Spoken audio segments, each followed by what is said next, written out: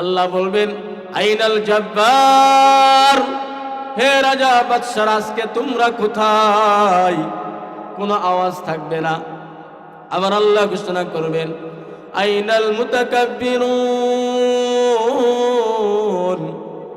হে অহংকারীরা আজকে তোমরা কোথায়? কোনো জবাব থাকবে না। আল্লাহ আবার নিজেই ঘোষণা করবেন লিমানিল মুলকুল ইয়াউম, আজকের রাজত্ব কার, আজকের আধিপত্য কার? কোনো জবাব থাকবে না। আল্লাহ আবার ঘোষণা করবেন লিল্লাহিল ওয়াহিদিল কাহ্হার। বলেন সুবহানাল্লাহ। আজকের রাজত্ব একমাত্র সার্বভৌমত্ব একমাত্র স্বয়ং আল্লাহ রাব্বুল আলামিনের জন্য। বলেন সুবহানাল্লাহ। বিচারের কার্যক্রম শুরু হয়ে যাবে। এক একজন মানুষকে একজন করে আল্লাহ তাআলা দাঁড় করায় দিবেন। আল্লাহ তাআলার কাছে এক একজন করে হিসাব দিতে হবে। আপনার হায়াতের জিন্দেগি 30 বছর 40 বছর ছিল। এই হায়াতের জিন্দেগির ভিতরে গোপনে নিরালায় কোন জায়গায় কি আমলগুলা করেছিলেন রে বাবা, এই সমস্ত আমলের হিসাব আল্লাহ তাআলার কাছে আপনাকে দিতে হবে। এই জন্য মুসলমান একটু চিন্তা করে দেখি, গুনাহ ছেড়ে আজকে থেকে নেক কাজ করা শুরু করে দিন রে ভাই।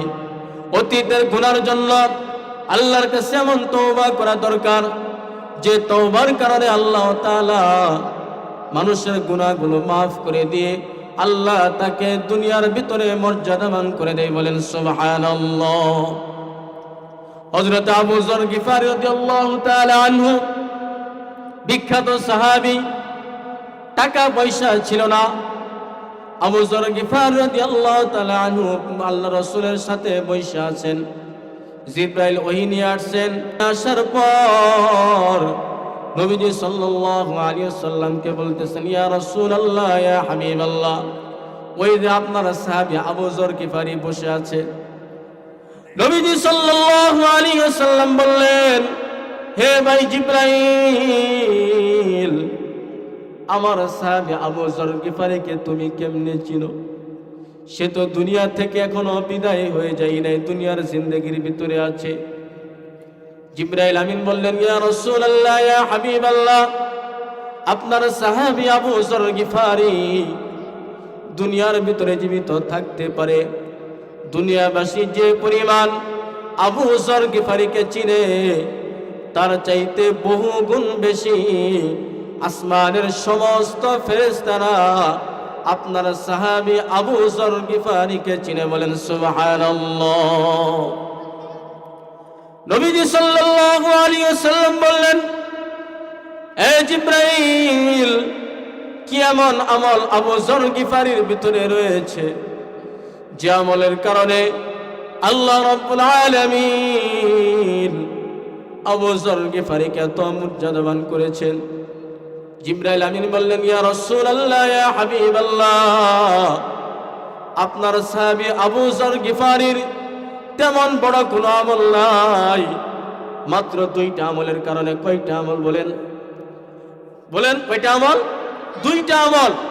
এই 2টা আমলের কারণে আপনার সাহাবী আবু যর গিফারীকে আল্লাহ তাআলা এত বড় মর্যাদা দান করেছেন। বলেন সুবহানাল্লাহ। 1 নাম্বার আমল হলো বাতিনি, আরেক নাম্বার আমল হলো জাহিরি।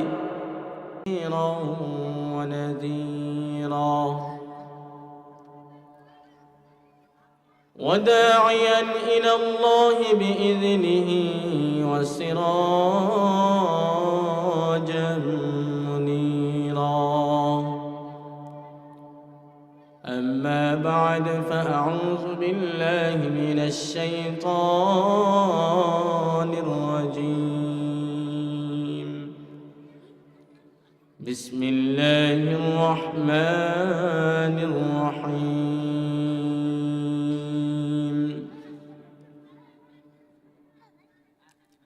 قد أفلح المؤمنون الذين هم في صلاتهم خاشعون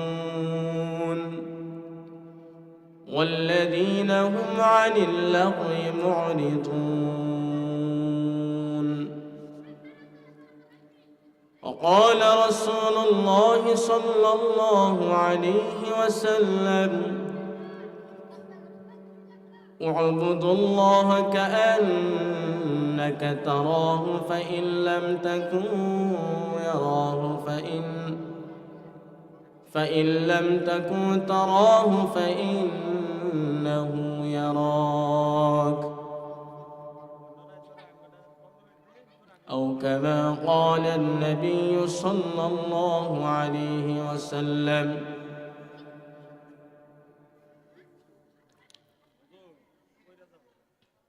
قریب جلتے ہوئے اپنا دل کر دو،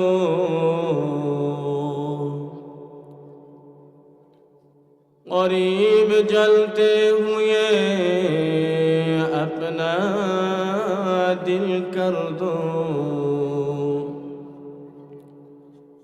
یہ آگ لگتی نہیں لگا بھی جاتی ہے، جو آپ بھی خاصیتیں وہ آپ بھی خاصیتیں، ایک کھانا بخانا ہے ایک سینہ بسینہ، ایک کھانا بخانا ہے ایک سینہ بسینہ، یہاں ہم سب مسافر ہیں،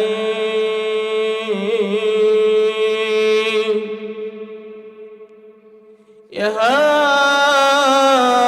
ہم سب مسافر ہیں، وہی آخر ٹھکانہ،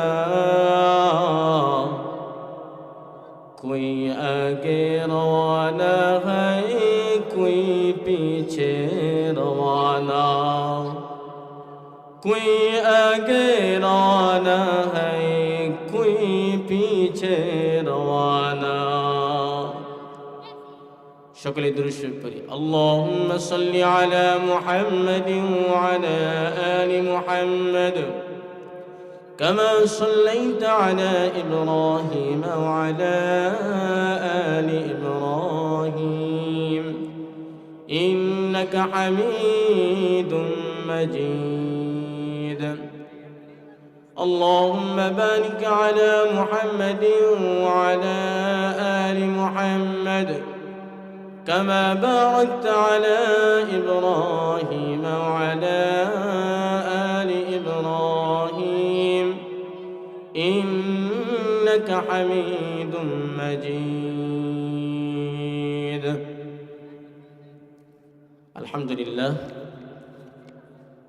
টেবির চর দারুল কুরআন দারুল ফুরকান নুরানি ও হাফিজিয়া মাদ্রাসার উদ্যোগে টেবির চর ৪ নং তুলসীর চর ইউনিয়ন জামালপুর সদর জামালপুর চতুর্থ বার্ষিক ইসলামী মহাসম্মেলনের সম্মানিত সভাপতি সাহেব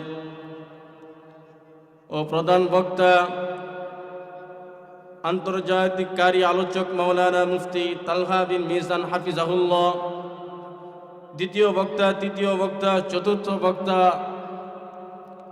আমার সামনে উপবিষ্ট মুরব্বী বাবারা, ছোট ছোট কচি কাঁচা বাচ্চারা, যুবক ভাইয়েরা, পর্দার আলানের মা ও বোনেরা, সকলের কাছে আমার সালাম, আসসালামু আলাইকুম ওয়া রাহমাতুল্লাহি ওয়া বারাকাতুহু। আপনারা সকলে কেমন আছেন? ভালো আছেন সকলেই? চিৎকার দিয়ে বলতে হবে, মুসলমানের আওয়াজে বলেন আলহামদুলিল্লাহ। মুসলমানের জবান উঁচু থাকবে না নিচু থাকবে? বলেন উঁচু থাকবে।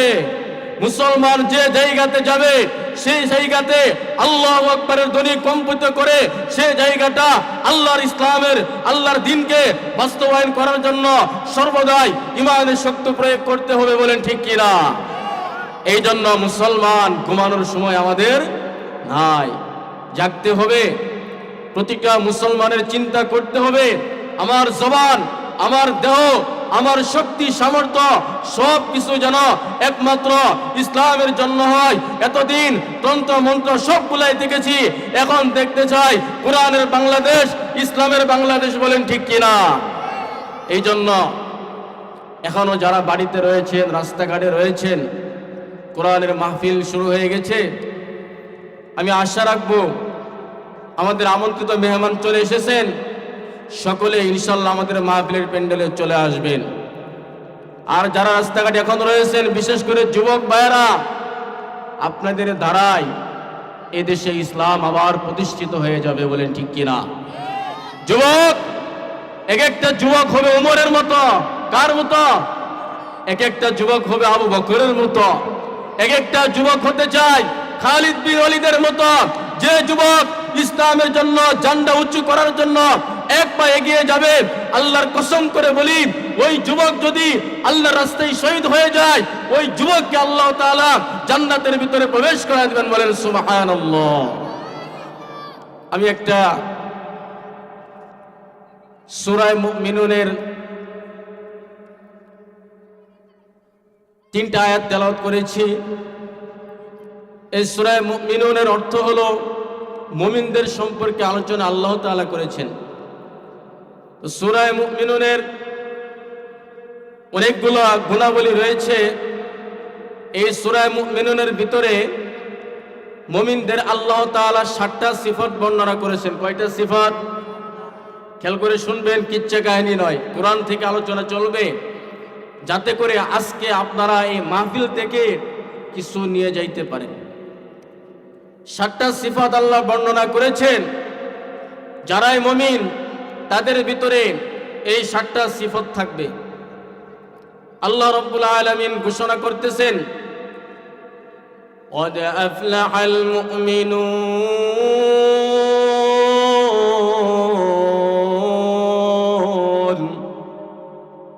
অবশ্যই যারা মুমিন বান্দা তারা সফল কাম হয়ে গেছেন। কেমন সফল? দুনিয়ার ভিতরে তারা সফল কাম, আখিরাতের ভিতরে তারা সফল কাম। দুনিয়ার জিন্দেগিতে তারা সফলতা অর্জন করবে।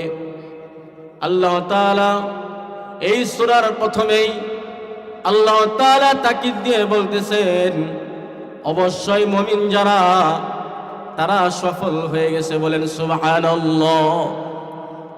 এখন মুমিনের গুণগুলা কি? 1 নাম্বার গুণ হলো গভীর মনোযোগ পায়রা। আল্লাযীনা হুম ফী সালাতিহিম খাশিউন। যারা খুশুর সাথে, যারা খুশুর সাথে নামাজ আদায় করবে, নামাজের হেফাজত করবে। মুমিনদের 1 নাম্বার সিফাত হলো, 1 নাম্বার গুণ হলো তারা সর্ব অবস্থায় এই 5 ওয়াক্ত নামাজের হেফাজত করবে।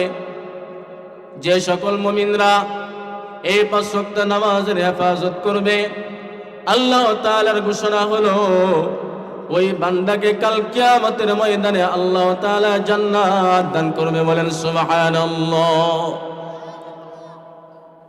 এই নামাজ কতটাই দামি, নবীজি সাল্লাল্লাহু আলাইহি ওয়াসাল্লাম বলেন, এই নামাজটা হলো এতটাই দামি, নামাজের কারণে বান্দাকে আল্লাহ তাআলা নিকটবর্তী পৌঁছে দেয়, আল্লাহ তাআলার নিকটে নিয়ে যায়। আল্লাহর হাবিব সাল্লাল্লাহু আলাইহি ওয়াসাল্লাম বলেন, قال رسول الله صلى الله عليه وسلم أقرب ما يكون العبد من ربه وهو ساجد। দুনিয়ার কোন জিনিসের দ্বারা বান্দা আল্লাহর নৈকট্য লাভ করতে পারে না, একমাত্র আল্লাহর নৈকট্য লাভের মাধ্যম হলো সিজদার মাধ্যমে আল্লাহ তাআলা বান্দা আল্লাহ তাআলার নিকটবর্তী চলে যায়। মানুষের যত নামাজের গুরুত্ব বেশি হবে, যার যত বেশি সিজদা হবে, যার যত বেশি রুকু হবে, যার যত বেশি নফল ইবাদত হবে, নফল নামাজ হবে, ওই বান্দা ততই আল্লাহ তাআলার নিকটবর্তী হয়ে যায়। বলেন সুবহানাল্লাহ। 2 নম্বর সিফত হলো ওয়াল্লাযীনা হুম আনিল লাগwi মুরিদুন, যারা অনর্থক কথাবার্তা থেকে নিজেদের জিহ্বাকে হেফাজত করে, অনর্থক কথাবার্তা থেকে যারা হেফাজত থাকে, অশ্লীল বাক্য থেকে যারা হেফাজত থাকে। নবীজি সাল্লাল্লাহু আলাইহি ওয়াসাল্লাম বলেন, প্রত্যেকটা মানুষের অঙ্গ অঙ্গ প্রত্যঙ্গের ভিতরে 2টা অঙ্গ প্রত্যঙ্গ এতটাই দামি, যদি কোনো বান্দা এই 2টা অঙ্গ প্রত্যঙ্গের হেফাজত করে, নবীজি সাল্লাল্লাহু আলাইহি ওয়াসাল্লাম বলেন, ওই ব্যক্তিকে জান্নাতে নিয়ে যাওয়ার জিম্মাদারি আমি নবীজি সাল্লাল্লাহু আলাইহি ওয়াসাল্লাম গ্রহণ করব। বলেন সুবহানাল্লাহ।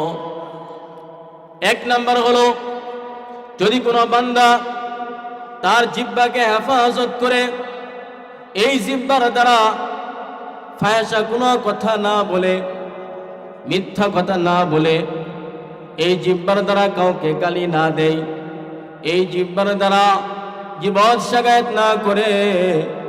2 নাম্বার হলো তার লজ্জাস্থানের যদি হেফাজত করে। যদি কোনো বান্দা এই 2টা জিনিসকে হেফাজত করতে পারবে, নবীজি সাল্লাল্লাহু আলাইহি ওয়াসাল্লাম বলেন, কাল কিয়ামতের ময়দানে ওই বান্দাকে জান্নাতে নিয়ে যাওয়ার দায়িত্ব আমি নবীজি সাল্লাল্লাহু আলাইহি ওয়াসাল্লাম গ্রহণ করব। বলেন সুবহানাল্লাহ। 3 নাম্বার হলো ওয়াল্লাযীনা হুম লিয-যাকাতি ফাঈলুন, যারা মালের যাকাত আদায় করে। এই আয়াতের তাফসীরের ভিতরে যাকাত শব্দ 2টা অর্থে ব্যবহৃত হয়েছে রে ভাই। 1 নাম্বার হলো যারা তাদের মাল যাকাত ওয়াজিব হয়ে যায়, যাকাত ফরজ হয়ে যাওয়ার সাথে সাথে যাকাত আদায় করে। 2 নাম্বার অর্থ হলো যারা তাদের আত্মাকে, যারা তাদের নফসকে পবিত্র করে। যদি কোনো বান্দা এই 2টা জিনিস হাসিল করতে পারে, নবীজি সাল্লাল্লাহু আলাইহি ওয়াসাল্লাম বলেন, ওই বান্দাকে কাল কিয়ামতের ময়দানে আল্লাহ তাআলা জান্নাতুল ফিরদাউস নসিব করবে। বলেন সুবহানাল্লাহ। 4 নাম্বার হলো ওয়াল্লাযীনা হুম লিফুরুজিহিম হাফিজুন, যারা তাদের যৌনাঙ্গকে হেফাজত করে। এ যুবক ভাইরা, যৌবন আল্লাহর পক্ষ থেকে আপনার কাছে চলে এসেছে। এই যৌবনকে হেফাজত করতে হবে। আজকে অন্য দিকে তাকাইলে দেখা যায়, কলেজ ভার্সিটিতে দেখা যায় কত রকম বেহায়াপনা চলতেছে। বলেন ঠিক কিনা? বর্তমান সময়ে মানুষের পকেটে পকেটে জিনার কাজ চলতেছে। এই যে মোবাইল, ইন্টারনেট, এগুলার মাধ্যমে কত যুবক ধ্বংস হয়ে যাইতেছে। আজকে পশ্চিমাদের একটা অংশ হলো এই মোবাইল ইন্টারনেটের মাধ্যমে হাজার হাজার মুসলমান যুবকদের ঈমানকে তারা হরণ করে দিতেছে। বলেন ঠিক কিনা? চিন্তা করে দেখেন, আজকে যুবকরা কোথায় গিয়েছে? আজকে যুবকেরা রাতের বেলা সারা রাত্র চ্যাটিং করতে করতে রাত্রে মোবাইলের চার্জ পর্যন্ত শেষ করে ফেলে, তারপর সকালবেলা ফজরে নামাজ পড়তে পারে না। 10টা 11টার সময় ঘুম থেকে আবার জাগ্রত হয়। বলেন ঠিক কিনা? আজকে যুবক একটু চিন্তা করে দেখি, এই যৌবন কার দেওয়া? আল্লাহর দেওয়া। এই যৌবনের চাহিদা আল্লাহ তাআলা মেটানোর জন্য হালাল পথ, হালাল পন্থা আল্লাহ অবলম্বন করে দিয়েছে আপনাকে, আমাকে। আজকে যদি যুবক নিজের যৌনাঙ্গকে হেফাজত করতে না পারেন, কাল কিয়ামতের ময়দানে আল্লাহর কাছে আপনি কি জবাব দিবেন? এ যুবক ভাই, চোখটা বন্ধ করে একটু চিন্তা করে দেখি, দুনিয়ার ভিতরে তোমার আমার মতো কত যুবক জীবিত ছিল, আজকে তারা অন্ধকার কবরে চলে গেছে। এখানে মুরব্বিয়ানে কেরামের মধ্য থেকে এমন তো আছে অনেকের সন্তান দুনিয়া থেকে বিদায় হয়ে গেছে। কত যুবক রোড অ্যাক্সিডেন্টে মারা যাইতেছে, বলেন ঠিক কিনা? কত যুবক রাতের বেলা ঘুমায়েছে, সকাল বেলা আর ঘুম থেকে জাগ্রত হয় না। কত যুবক ভাইয়েরা এই দেশ থেকে অন্যান্য দেশের ভিতরে চলে যায়, সৌদি চলে যায়, অন্যান্য দেশে চলে যায়, প্রবাসে চলে যায়। অনেক যুবক ভাইয়ের ওই প্রবাসের জীবন থেকে মরা লাশ পর্যন্ত দেশের মাটিতে ফিরে আসে, বলেন ঠিক কিনা? এই জন্য যুবক দুনিয়া থেকে যখন বিদায় হয়ে যাবেন রে যুবক ভাই, আল্লাহর কাছে কি জবাব দিবেন? আল্লাহ আপনাকে এত সুন্দর যৌবন দিয়েছিল, এই যৌবনকে যদি সঠিকভাবে ব্যবহার না করেন, কাল কিয়ামতের ময়দানে আল্লাহ তাআলার কাছে আপনাকে জবাবদিহি করতে হবে। এই জন্য আজকে থেকে প্রতিজ্ঞা করব, জীবনে যত রকম গুনাহ করেছি এই গুনার জন্য আজকের মাহফিল থেকে আল্লাহর কাছে তওবা করব। আয় আল্লাহ, বাকি জীবনে আর কোনোদিন গুনাহ করব না গো আল্লাহ। আয় আল্লাহ, তওবা করিতেছি আল্লাহ, আমার জিন্দগির সমস্ত গুনাহগুলিকে আল্লাহ তুমি মাফ করে দাও।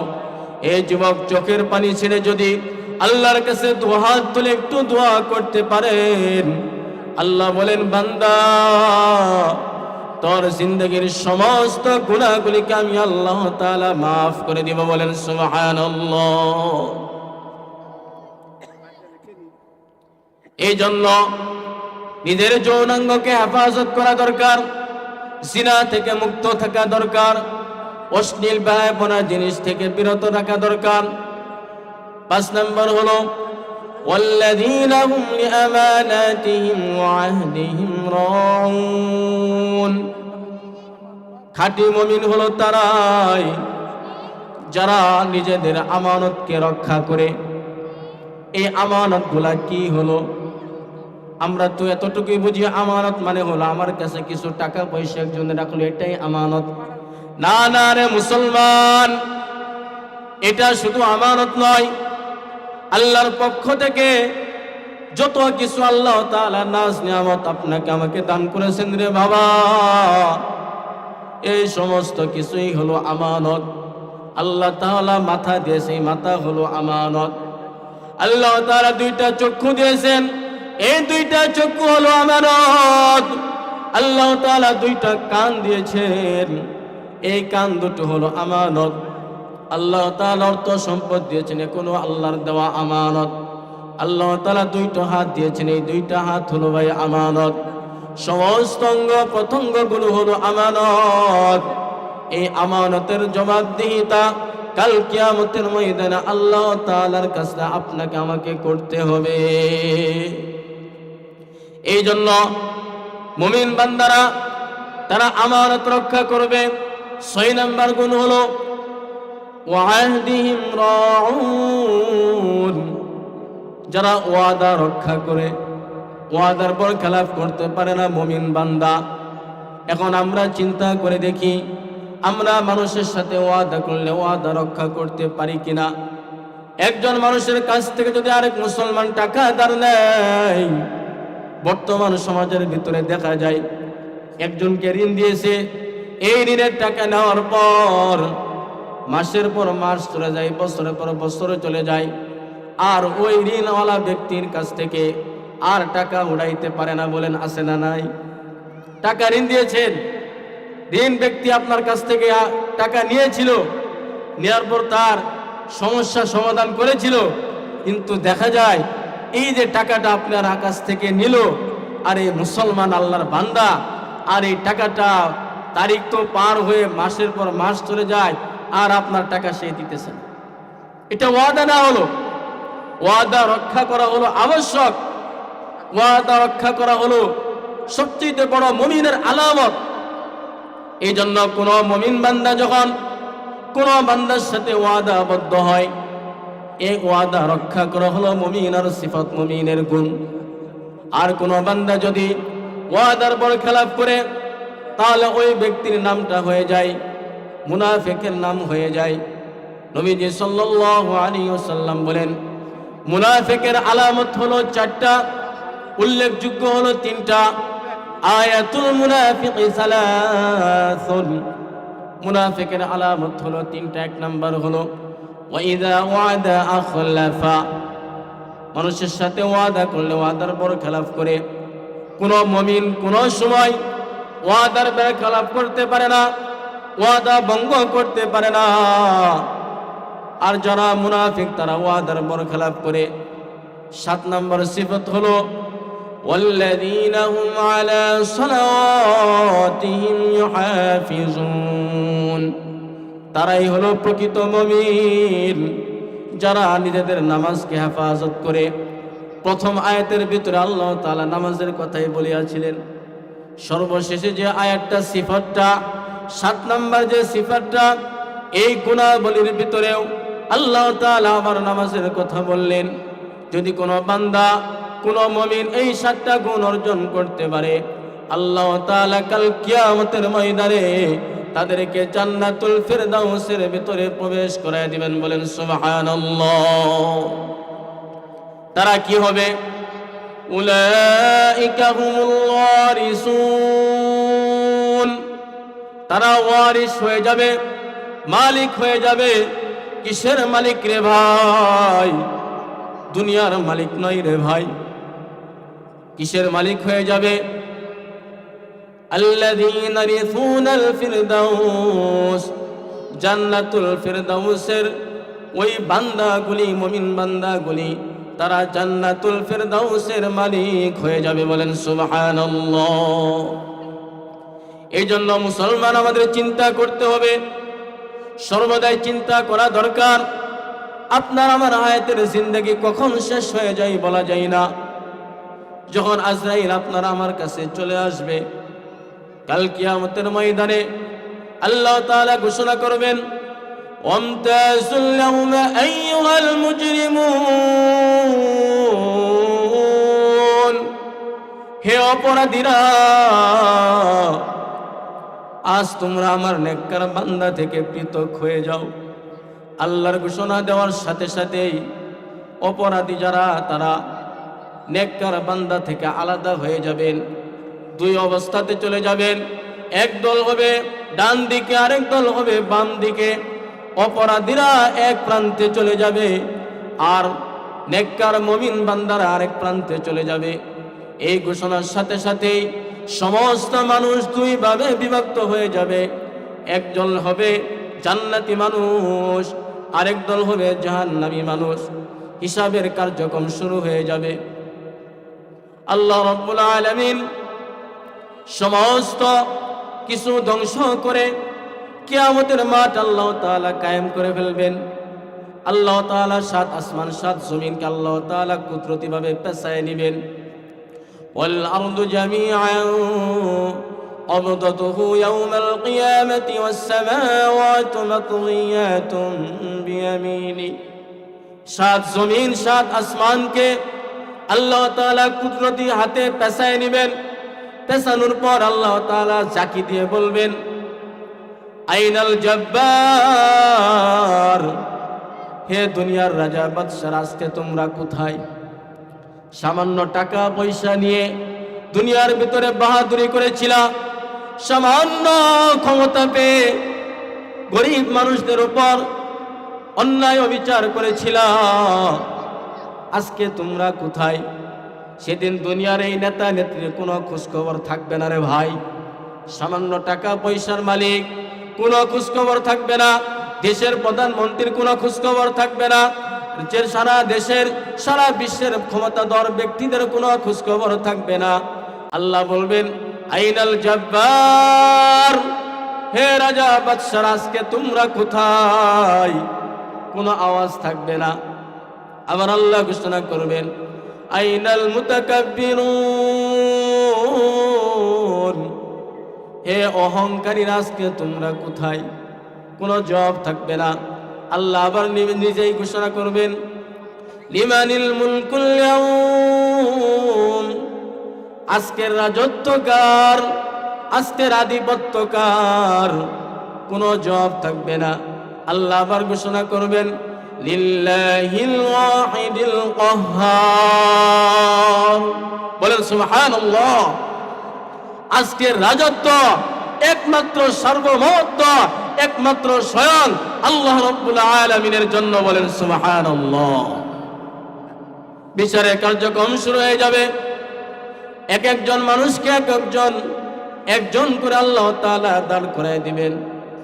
আল্লাহ তাআলার কাছে এক একজন করে হিসাব দিতে হবে। আপনার হায়াতের জিন্দেগি 30 বছর 40 বছর ছিল। এই হায়াতের জিন্দেগির ভিতরে গোপনে নিরালায় কোন জায়গায় কি আমলগুলা করেছিলেন রে বাবা, এই সমস্ত আমলের হিসাব আল্লাহ তাআলার কাছে আপনাকে দিতে হবে।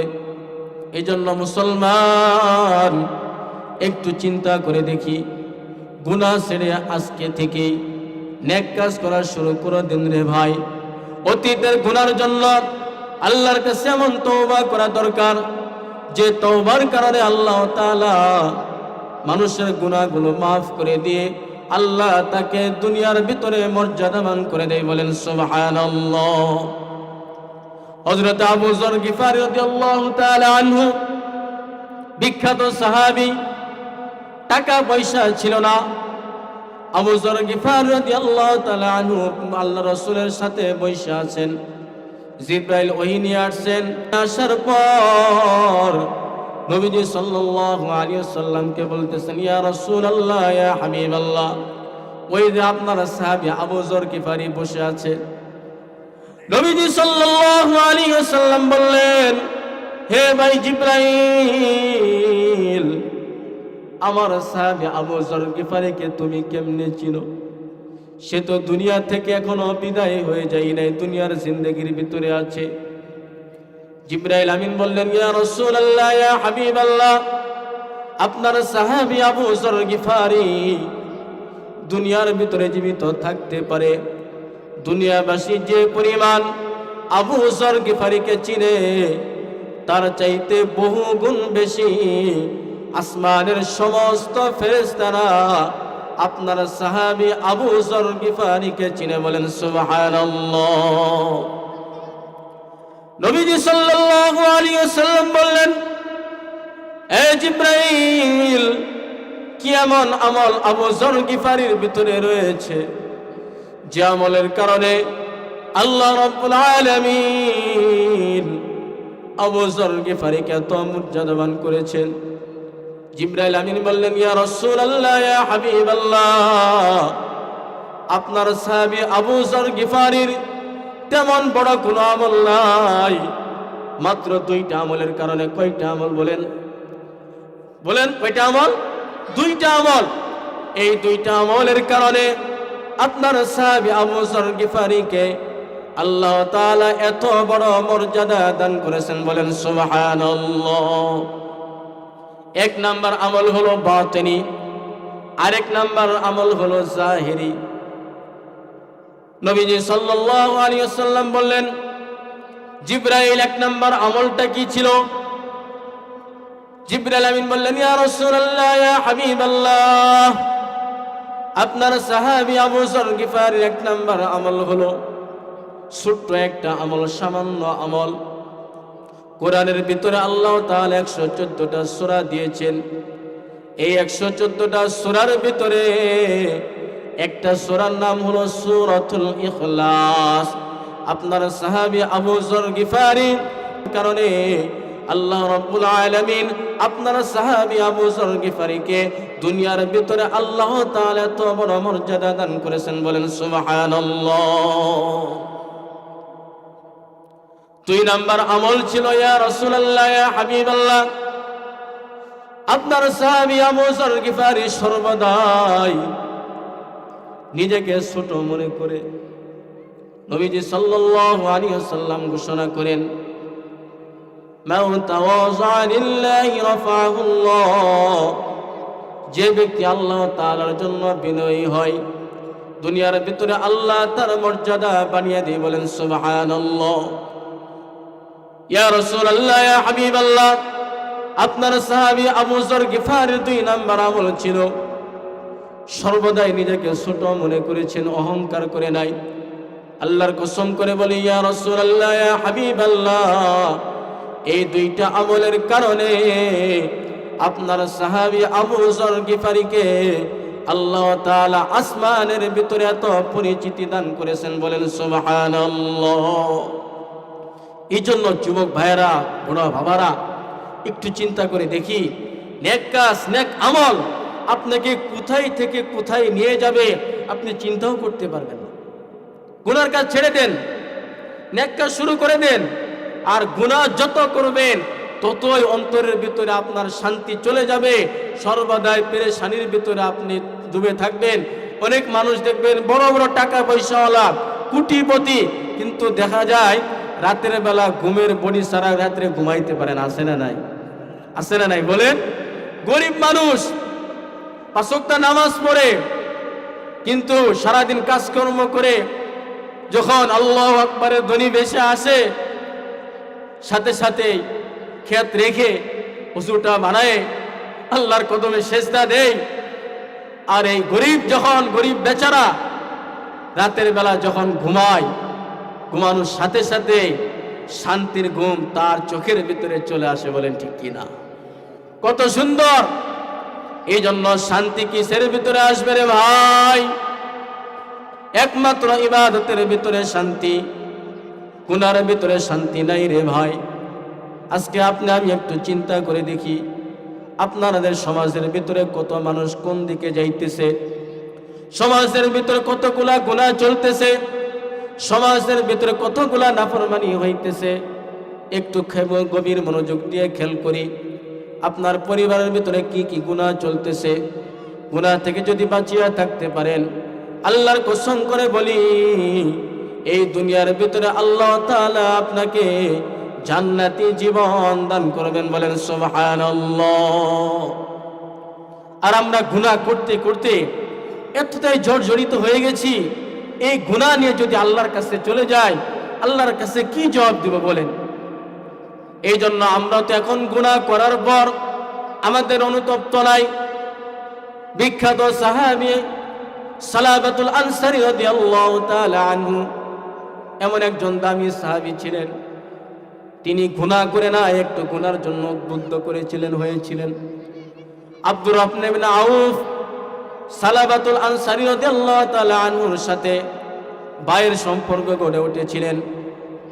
আল্লাহ রাসূল সাল্লাল্লাহু আলাইহি ওয়াসাল্লাম তাবুকের যুদ্ধের ময়দানে যাবেন। তাবুকের যুদ্ধে যাওয়ার জন্য আব্দুর রহমান ইবনে আউফকে নির্বাচিত করলেন। আব্দুর রহমান ইবনে আউফের স্ত্রী যারা ছিল, পরিবারে যারা ছিল, তার ঘর দেখাশোনা করার দায়িত্ব সালাবাতুল আনসারীকে দেওয়া হলো। নবীজি সাল্লাল্লাহু আলাইহি সাল্লাম আব্দুর রহমান ইবনে আউফকে নিয়ে যুদ্ধের ময়দানে চলে গেছেন। যুদ্ধের ময়দানে যাওয়ার পর সালাবাতুল আনসারী রাদিয়াল্লাহু তাআলা আনহু রাতের বেলা চিন্তা করেন, আব্দুর রহমান তো চলে গেছে, তার ঘর ফাঁকা, তার বাড়ির ভিতরে তার স্ত্রী রয়েছে। তিনার অন্তরের ভিতরে একটু খারাপ ধারণা চলে এসেছিল। সালাবাতুল আনসারী রাদিয়াল্লাহু তাআলা আনহু আব্দুর রহমান ইবনে সাইদের ঘরে চলে গেলেন। যাওয়ার পরে তার স্ত্রীকে কাছে যখন তার কাছে হাত বাড়াবেন, আব্দুর রহমান ইবনে সাইদের স্ত্রী বলতেছেন, হে সালাবা, তোমার কি আল্লাহর ভয় হয় না? তুমি কি আল্লাহ তাআলাকে ভয় করো না? তোমার ভাই যে আমানত রেখে গেছেন, তুমি কি আজকে আমানতের খেয়ানত করবে? হে সালাবা, ইত্তাকুল্লাহ, আল্লাহকে ভয় করো। ইত্তাকুল্লাহ, আল্লাহকে ভয় করো। এই কথা বলার সাথে সাথে সালাবাতুল আনসারীর অন্তরের ভিতরে জ্বর শুরু হয়ে গেছে, তুফান শুরু হয়ে গেছে। ডাক দিয়ে ঘর থেকে বের হয়ে পাহাড়ের ভিতরে চলে গেলেন। আর গিয়ে বলতে লাগলেন, আয় আল্লাহ, আমি তো অপরাধ, আমি তো গুনাহগার, আমি আমার ভাইয়ের আমানতের খেয়ানত করতেছিলাম, গুনাহ করতে চাইছিলাম। আয় আল্লাহ, আমি নাফরমান। যতক্ষণ পর্যন্ত আল্লাহ তুমি আমাকে মাফ না করবা, ততক্ষণ পর্যন্ত আল্লাহ আমি নবীজির এই কাছে এই চেহারা আর দেখাবো না। যখন এই কথা বলার পর কিছুদিন পর যুদ্ধের ময়দান থেকে নবীজি সাল্লাল্লাহু আলাইহি ওয়াসাল্লাম আব্দুর রহমান ইবনে সাইদ চলে আসছেন। আসার পর যখন সমস্ত ঘটনা জানতে পারলেন, সালাবাতুল আনসারীর কন্যা খামসা রাদিয়াল্লাহু তাআলা আনহা তিনার বাবার কাছে গিয়ে বললেন, আজকে থেকে তুমি আমার বাবা নয়। যে বাবা গুনার কাজ করার জন্য উদ্বুদ্ধ হয়েছিল, যে বাবা আমানতের খেয়ানত পর্যন্ত করার জন্য চেষ্টা করেছিল, আজকে থেকে তুমি আমার বাবা নয়। আজকে থেকে আমি তোমার মেয়ে নও। তুমি যে পর্যন্ত নবীজি সাল্লাল্লাহু আলাইহি ওয়াসাল্লামকে খুশি না করবা, ততক্ষণ পর্যন্ত আমি তোমার কন্যা হিসেবে আমি তোমাকে বাবা পর্যন্ত আর ডাকবো না। হযরতে সালাবাতুল আনসারী রাদিয়াল্লাহু তাআলা আনহু চিৎকার করে পাহাড়ের ভিতরে থাকতে লাগলেন। এদিকে সাইদ রাদিয়াল্লাহু তাআলা আনহু আরো দুইজন সাহাবীকে নিয়ে সালাবাতুল আনসারীর কাছে গিয়ে বললেন, ভাই সালাবা,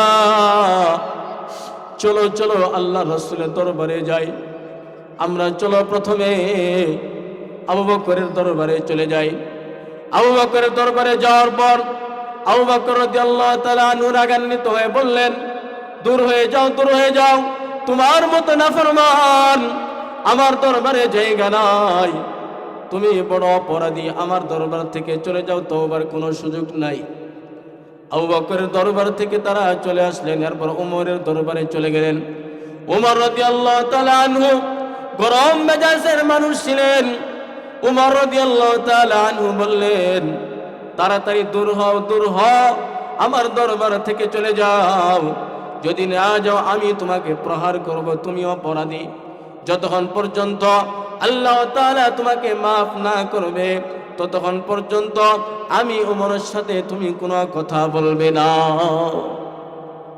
ওমর রাদিয়াল্লাহু তাআলা দরবার থেকে ফিরে আসলেন। এরপর আলী রাদিয়াল্লাহু তাআলা আনহু দরবারে গেলেন। হে ভাই আলী, আমার জন্য কোনো তওবার ব্যবস্থা আছে কি? আলী রাদিয়াল্লাহু তাআলা আনহু বললেন, না না না, তুমি যে গুনাহ করেছো এই গুনার কোনো তওবার সুযোগ নাই। যাও যাও, আমার দরবার থেকে বের হয়ে যাও।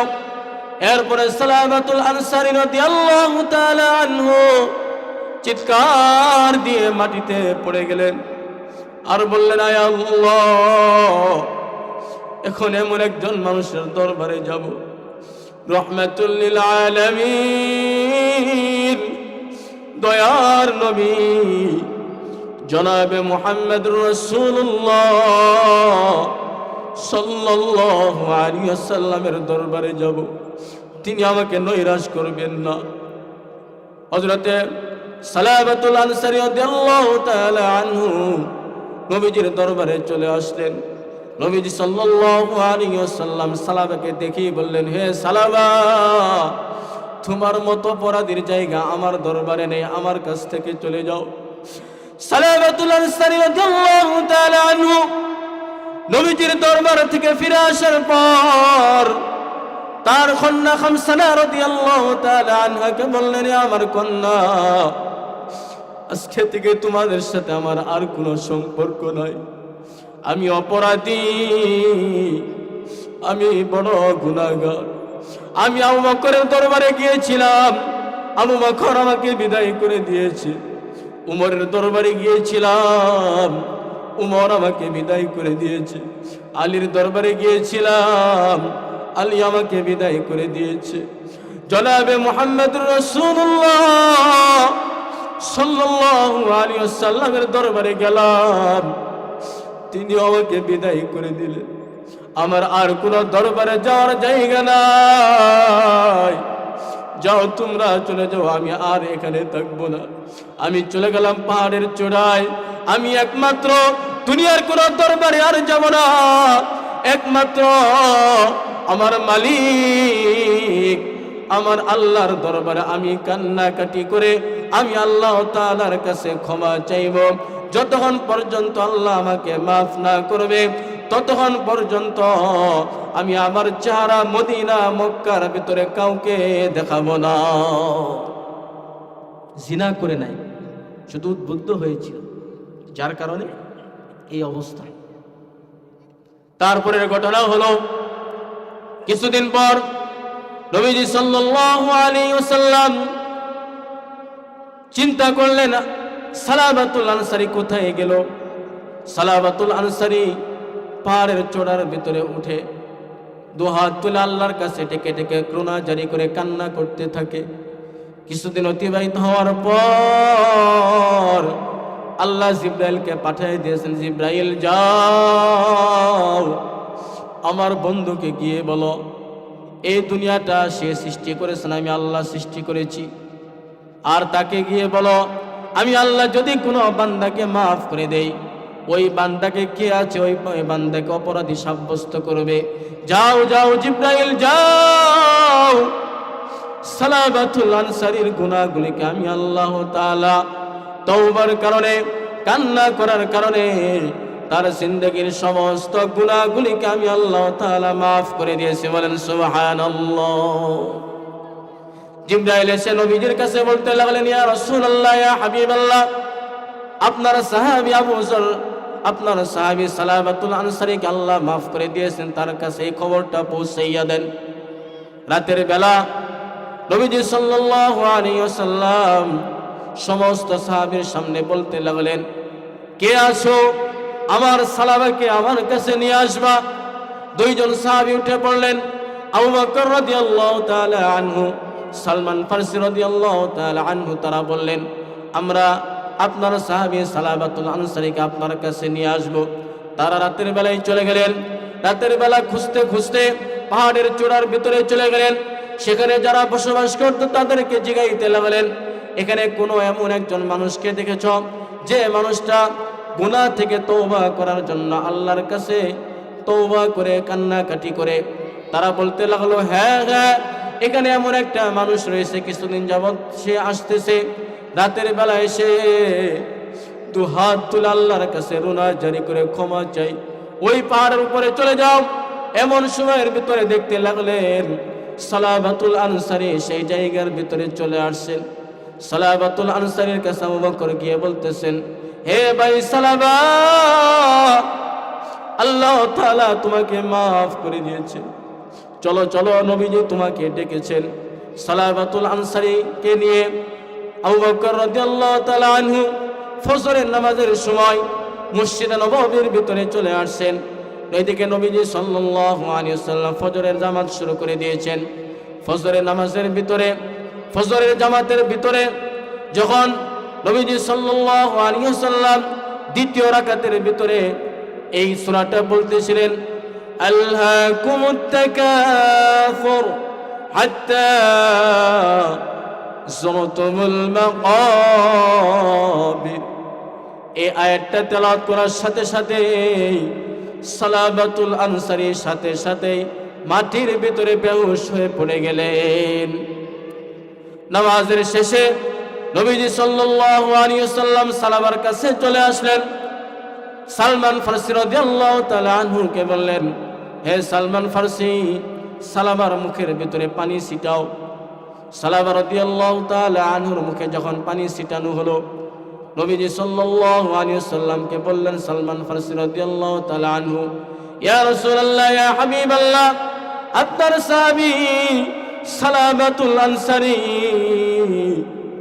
দুনিয়া থেকে বিদায় হয়ে গেছে। নবীজি সাল্লাল্লাহু আলাইহি ওয়াসাল্লাম কান্না করে দিলেন, এ সালাবা, গুনাহ করো নাই, সামান্য গুনার চিন্তায় অন্তরের ভিতরে এসেছিল, যার কারণে এত রুনা জারি করেছিল, এত কান্নাকাটি করেছিল। আল্লাহ তাআলা তোমার জিন্দেগীর সমস্ত গুনাহগুলিকে আল্লাহ মাফ করে দিয়ে আল্লাহ তোমাকে জান্নাতের মেহমান বানিয়ে দিয়েছেন। বলেন সুবহানাল্লাহ। নবীজি সাল্লাল্লাহু আলাইহি ওয়াসাল্লাম যখন সালাবাতুল আনসারীর কবরে দাফনের জন্য যাইতেছিলেন, নবীজি সাল্লাল্লাহু আলাইহি ওয়াসাল্লাম বুড়ি নগের উপর ভর দিয়ে দিয়ে যাইতেছিলেন। জানাজা শেষে উমর রাদিয়াল্লাহু তাআলা জিজ্ঞাসা করলেন, ইয়া রাসূলুল্লাহ, ইয়া হাবিবাল্লাহ, যখন আপনি জানাজা শেষ করে দাফন দেওয়ার জন্য যাইতেছিলেন, আমি আপনাকে লক্ষ্য করেছিলাম, আপনি আপনার বুড়ি নখের উপর ভর করে করে আপনি যাইতেছিলেন, এটার কারণ কি? নবীজি সাল্লাল্লাহু আলাইহি ওয়াসাল্লাম বললেন, হে ওমর, আমি দেখলাম সালাবাতুল আনসারীর তওবার কারণে তার জানাজার ভিতরে এত অধিক পরিমাণে ফেরেশতা এসেছিল। আমি ফেরেশতাদের কারণে আমি পায়ের উপর ভর দিয়ে দিয়ে যাইতেছিলাম। আল্লাহ তাআলা হাজার হাজার লাখ লাখ ফেরেশতা, কোটি কোটি ফেরেশতা তার জানাজার ভিতরে শরীক হয়েছিল। বলেন সুবহানাল্লাহ। এই জন্য আল্লাহর ঘোষণা হলো, লা তাকনাতু মির রাহমাতিল্লাহ। হে বান্দা, তোমার গুনাহ যতই হোক না কেন, যদি তুমি আমার রহমত থেকে নৈরাশ হইও না। তোমার গুনার চাইতে আমি আল্লাহ তাআলার রহমত তো অনেক বেশি। এই জন্য মুসলমান যতই গুনাহ হোক না কেন জীবনে আল্লাহ তাআলার কাছে তওবা করে রহমতের আশা করে আল্লাহর কাছে যদি ক্ষমা চাইতে পারেন, আল্লাহ তাআলা আপনার আমার জিন্দেগীর সমস্ত গুনাহগুলিকে আল্লাহ তাআলা মাফ করে দিবে। বলেন সুবহানাল্লাহ। এই জন্য সফলতার জীবন হলো কোথায়? কাল কিয়ামতের ময়দানে আল্লাহ যাদেরকে সফলতা দান করবে তারাই হলো প্রকৃত মুমিন। আর যাদেরকে আল্লাহ তাআলা জাহান্নামের ভিতরে নিক্ষেপ করবে তারাই হলো সবচেয়ে বড় হতভাগা, দুর্ভাগ্য তাদের। এই জন্য হায়াতের জিন্দেগি কখন শেষ হয়ে যায় বলা যায় না।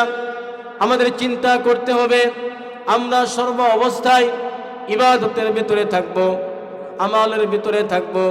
আল্লাহ তাআলার কাছে এই দোয়া করি, আয় আল্লাহ, যতদিন দুনিয়ার ভিতরে রাখবা আল্লাহ, ইমানের সাথে যেন দুনিয়া থেকে বিদায় হয়ে যাইতে পারে। এই জন্য একটু চিন্তা করা দরকার। এই জন্য মুসলমান আমাদের একটু চিন্তা করা দরকার। আমাদের হায়াতের জিন্দেগি যখন শেষ হয়ে যাবে আপনার সমস্ত আমলের দরজাগুলো বন্ধ হয়ে যাবে।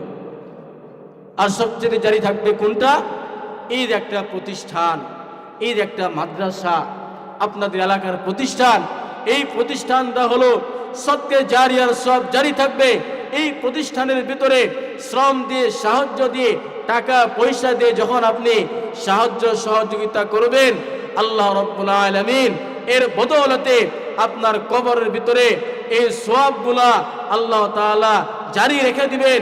আর এই সওয়াব অর্জন করার কারণে আপনার কবরের ভিতরে এই মাদ্রাসা দান করার কারণে এই সওয়াব আপনার কবরের ভিতরে চলতেই থাকবে। বলেন সুবহানাল্লাহ। এই জন্য চিন্তা করা দরকার। এই যে একটা মাহফিল, এই মাহফিলের ভিতরে আমরা চলে আসছি, এই মাহফিলটা যেন আমাদের নাজাতের কারণ হয়ে যায়। এই জন্য মুসলমান বর্তমান সময় এমন একটা সময় আমরা চলে এসেছি, আমাদের আমল থেকে আমরা দূরে সরে যাইতেছি। আমরা এতদিন, বিগত যতদিন আমরা এর আগে ছিলাম, জুলুমের ভিতরে ছিলাম। আল্লাহ তাআলা আমাদেরকে জুলুম থেকে হেফাজত করেছেন। এই জন্য এখনো মুসলমান বর্তমান সময়ে দেখা যায় বাংলাদেশের ভিতরে কিছু আউল ফাউল আল্লাহকে নিয়ে কটূক্তি করে। আমরা বলতে চাই, কোন মুসলমান, কোন ইমানদার, কোন আল্লাহ এবং নবী রাসূলকে নিয়ে যদি কেউ কটূক্তি করে, এই টেবির চরের মানুষেরা যারা আপনারা রয়েছেন, আপনারা ইস্তেহা নেবেন, নিয়ত করবেন, আপনাদের এই জবান থেকে এই আওয়াজ দেখতে চাই, বাংলাদেশের ভিতরে কোন নাস্তিক্যবাদ, কোন কোরআনের বিরোধী, কোন আল্লাহকে নিয়ে কটূক্তিকারী, কোন নাস্তিক, কোন কাদিয়ানি যদি মাথা উঠে দেওয়ার চেষ্টা করে, আমরা সর্বদাই ইমানের পাওয়ার দিয়ে তাদেরকে দাঁত ভাঙা জবাব দেওয়ার জন্য প্রস্তুত আছি তো ইনশাআল্লাহ। আমরা চিন্তা করব, আমরা মুসলমান, আমাদের পাওয়ার, ইমানের জজবা থাকবে অন্যরকম। এই জন্য সামনে আমরা চাই এই দেশটা যেন কোরআনের দেশ হয়, মুসলমানের দেশ হয়, কোরআনের আইন বাস্তবায়ন হয়। যখন কোরআনের আইন বাস্তবায়ন হয়ে যাবে, দেশের ভিতরে কোনো দুর্নীতি, চুরি, ডাকাতি, রাহাজানি, খুন খারাপি এগুলা কিছুই থাকবে না। বলেন ঠিক কিনা? এই জন্য আমাদের চিন্তা করা দরকার। আমাদের আমানত সামনে আসতেছেন, আমাদের ইসলামী দলগুলা আমাদের সামনে এখন মেহনত করে যাইতেছেন। আপনার এক একটা ভোট এক একটা আমানত। এই জন্য আমাদের চিন্তা করা দরকার, আমরা এই আমানতটা কোরআনের জন্য আমরা দান করব তো ইনশাআল্লাহ। আল্লাহ তাআলা আমাদের সকলকেই হযরত চলে আসেন, আমাদের প্রত্যেককে যেন আল্লাহ তাআলা আমল করার তৌফিক দান করেন।